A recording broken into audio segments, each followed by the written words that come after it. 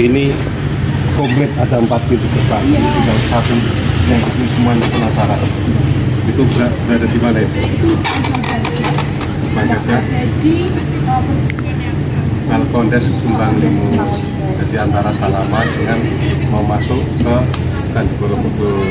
Itu ada apa saja coba? Ada 3 cerita juga. 3 cerita juga, oke. Yang Coba. sangat menarik. Menarik pasti ini bikin penasaran Bikin semuanya. penasaran teman-teman semua yang Oke, silakan bongkar saja bisa-bisa. Ya. Yang pertama itu ada pengandungan bodhisattva. Terus Yang kedua ada Visvantara Jataka. Visvantara Jataka. Dan yang terakhir ada Hasti Jataka. Oke, mesti penasaran. Pasti sangat Ini penasaran. sudah pintu gerbang yang keempat. Berarti komplit. Ya, betul. Lebih lengkapnya kita dengarkan teman-teman kita Dari untuk teman-teman. menceritakan semuanya. Selamat menyaksikan.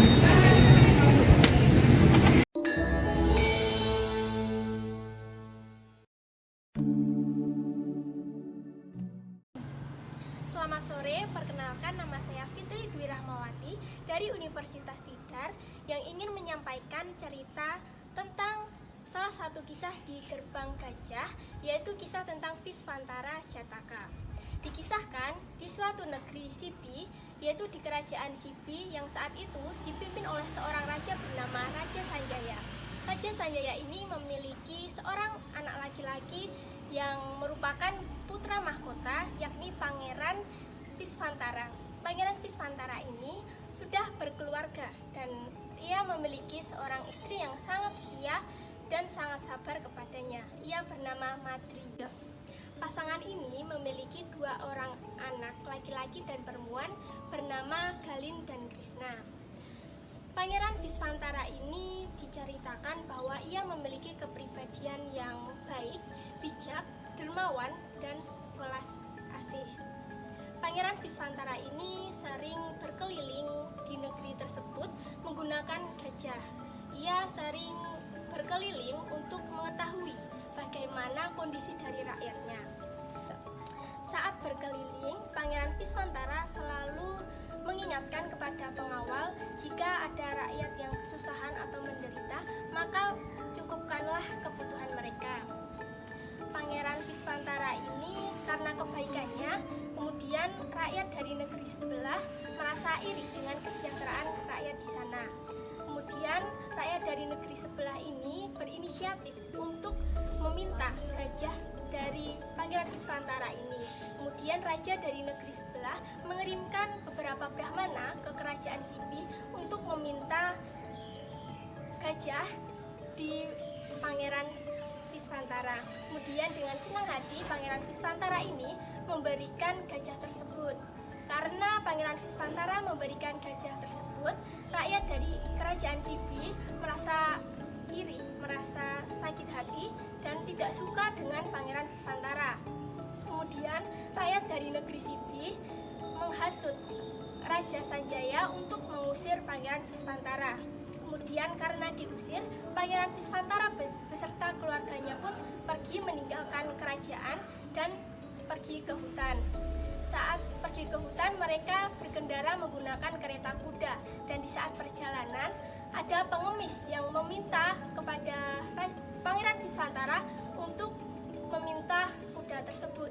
Dengan senang hati, pangeran tersebut memberikan kuda yang ia tumpangi itu diberikan kepada pengemis.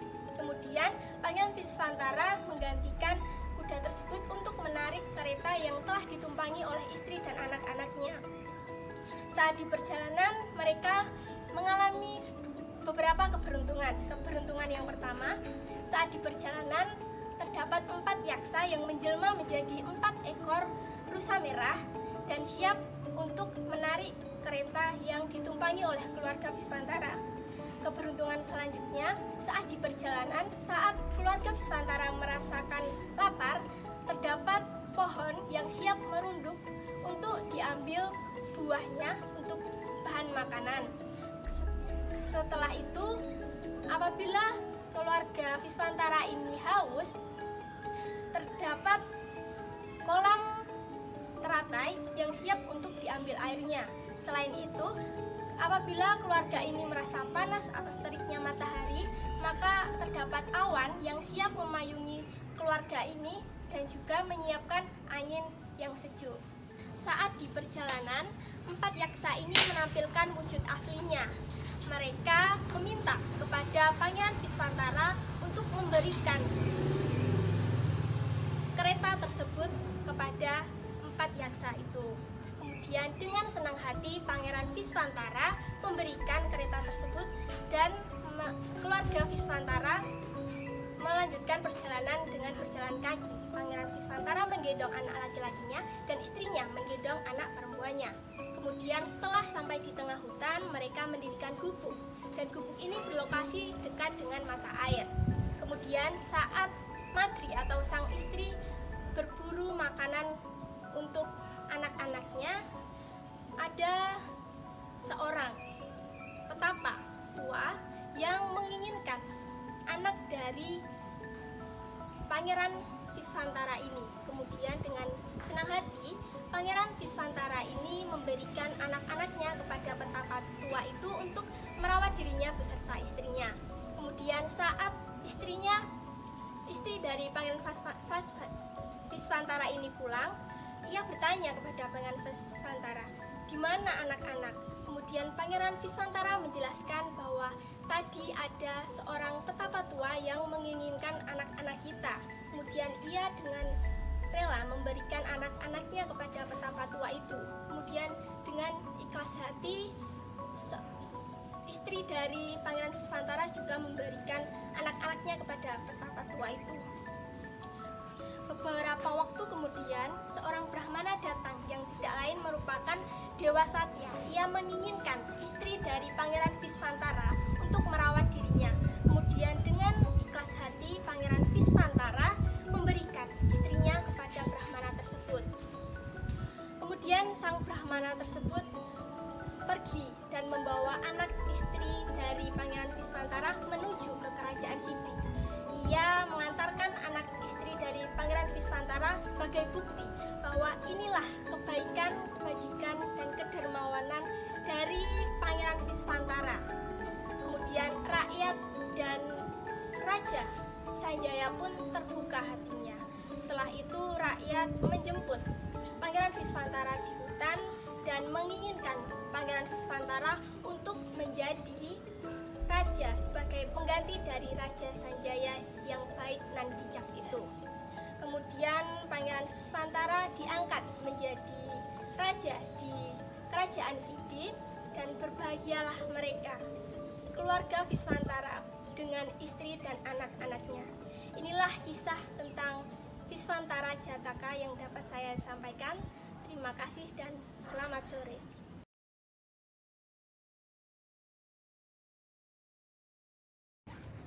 Halo semua, perkenalkan nama saya Ita Fitria dari Universitas Tidar. Di sini saya akan menjelaskan mengenai gerbang Candi Borobudur, yaitu gerbang Gajah Kembang Limus. Dan di situ ada 3 cerita. Dan di sini saya akan menceritakan tentang Hesti Jataka. Hesti Jataka menceritakan mengenai di sebuah padang pasir terdapat seorang narapidana. Mereka telah melakukan kejahatan dan mereka diusir dari kerajaan. Di antara narapidana tersebut terdiri dari seorang laki-laki, perempuan, dan anak-anak. Di situ mereka mempertahankan diri di padang pasir tersebut dengan cara mereka tetap menyusuri dan bagaimana caranya bisa keluar dari padang pasir tersebut, karena padang pasir yang kering kerontang, tidak ada air sedikit pun.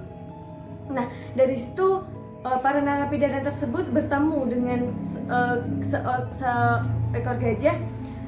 seekor gajah yang ditemuinya tersebut. Lalu para narapidana tersebut bertanya, "Wahai gajah, kami adalah manusia hukuman atau orang-orang hukuman.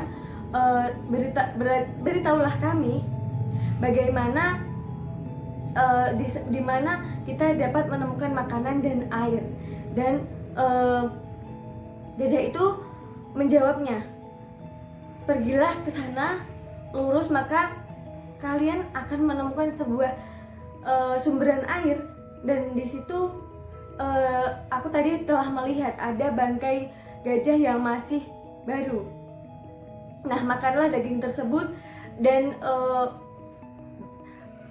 taruhlah air di dalam situ, di dalam usus tersebut buat bekal kalian. Dan setelah itu para narapidana tersebut langsung menyusuri jalan dan mencari jurang tersebut untuk menemukan sumberan mata air dan bangkai gajah yang masih segar tersebut. Dan tanpa diketahui, seekor gajah tersebut juga berjalan menuju jurang tersebut untuk menyusuri jalan tersebut tanpa diketahui oleh narapidana tersebut karena melewati jalan yang berbeda. Nah, di situ mereka para narapidana tersebut telah menemukan bangkai gajah dan mata air yang mereka temui tersebut. Mereka dengan bahagia telah menemukan mata air dan bangkai gajah yang masih segar tersebut. Dan mereka memakannya, mereka meminumnya tersebut dan membawa bekal air dari mata air tersebut dengan ditaruh di dalam usus gajah tersebut. Tanpa mereka ketahui, mereka telah memakannya dan meminumnya. Mereka tanpa diketahui badannya menjadi segar dan tidak lemas lagi karena sudah memakan daging gajah yang masih segar tersebut dan air yang telah mereka temukan tersebut. Dan tanpa mereka ketahui, mereka telah memakan daging gajah segar tersebut adalah daging gajah yang mereka temui di padang pasir tadi, yang memberitahu bahwa di sinilah ada sumber mata air yang mereka minum tersebut. Betapa baiknya seekor gajah yang merelakan dirinya untuk kebaikan tersebut, untuk menolong orang yang sedang kesusahan. Sekian, terima kasih.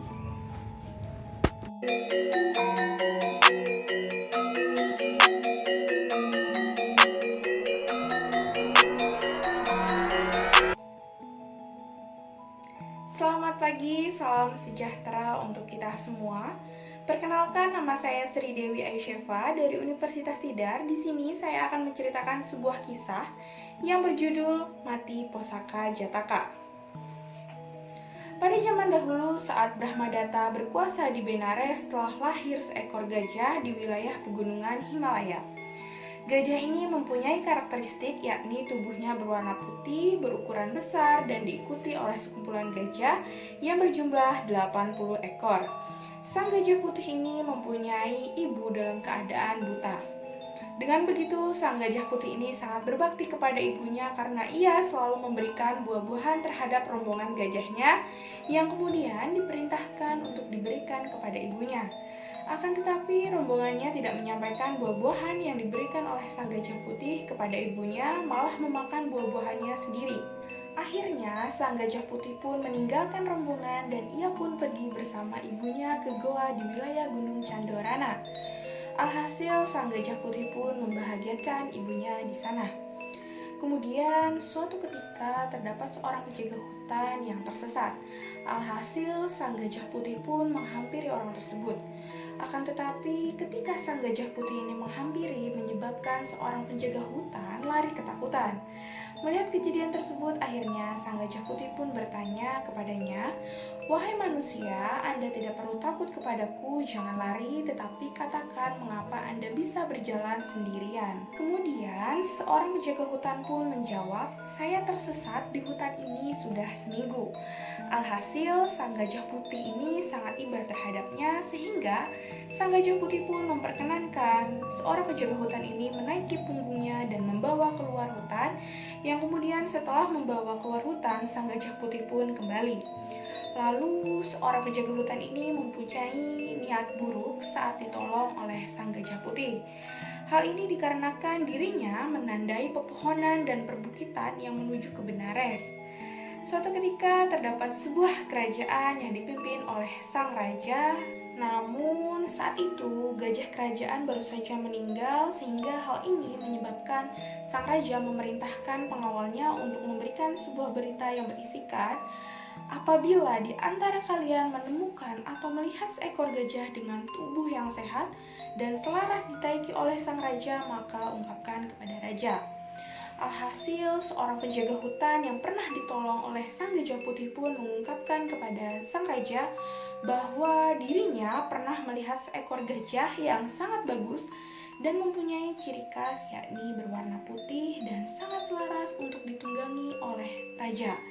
Kemudian seorang penjaga hutan ini menyarankan untuk mengirimkan seorang pawang gajah disertai dengan pasukan pengawal yang kemudian dirinya bersedia untuk memandu perjalanan untuk menangkap sang gajah putih ini.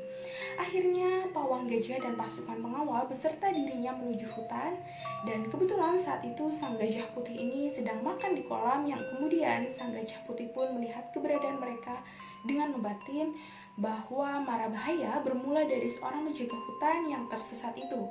Tetapi sang gajah ini tidak gentar karena dirinya menganggap sangat kuat dan ia pun tidak akan marah karena dirinya tidak ingin kebajikannya rusak walaupun apabila dirinya ditusuk dengan pisau. Ketika mereka datang dan sang gajah pun tetap memberikan tanda penghormatan dengan menundukkan kepalanya. Akhirnya sang gajah putih ini dibawa ke Benares selama 7 hari. Dengan begitu, sang ibu gajah putih ini sudah mempunyai feeling bahwa anaknya telah ditangkap oleh anak buah raja dan ia pun merenung bahwasanya semua pohon akan tumbuh dan dirinya akan semakin jauh. Kemudian setelah sang gajah putih ini sampai di kerajaan, sang pawang gajah pun mengirimkan sebuah pesan bahwa memerintahkan untuk menghias kandang bodhisatta, yakni sang gajah putih dengan memberikan karangan bunga yang berwarna-warni. Lalu setelah sampai, sang raja pun memberikan makanan kepada sang gajah putih ini. Namun makanannya ini tidak dimakan olehnya dan ia pun mengatakan, "Aku tidak akan makan apabila tidak ada ibuku." Tetapi sang raja memaksa untuk sang gajah putih ini makan.